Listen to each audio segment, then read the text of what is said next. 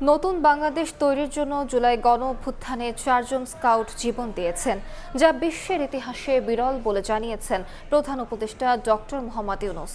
সকালে রাজধানীর তেজগাঁওয়ে প্রধান উপদেষ্টার কার্যালয়ে স্কাউটদের শাপলা কাপ অ্যাওয়ার্ড তুলে দেন তিনি। এ সময় প্রধান অতিথির বক্তব্যে নিজের স্কাউট জীবনের স্মৃতি রোমন্থন করেন ডক্টর ইউনূস। জানান, সপ্তম শ্রেণীতে থাকতে স্কাউটের সঙ্গে যুক্ত হন তিনি।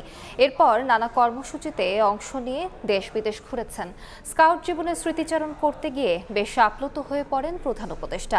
এ সময় তিনি নতুন স্কাউটদের আরও বেশি মনোযোগী হওয়ার নির্দেশ দেন। পরে কাপ কার্নিভাল উদ্বোধন করেন ডক্টর ইউনূস।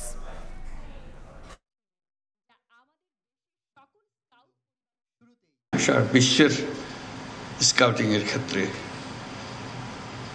আজকে একটা বিশেষ গৌরবের দিন। 4 জন স্কাউট আত্মাহুতি দিল দেশের জন্য, দেশের মানুষের জন্য, নতুন বাংলাদেশ সৃষ্টি করার জন্য।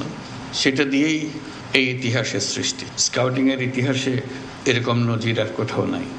আমার কৈশোর এবং তারুণ্য কেটেছে স্কাউটিং দিয়ে। ক্লাস 7 থেকেই শুরু আমার এই যাত্রা, আর থামেনি।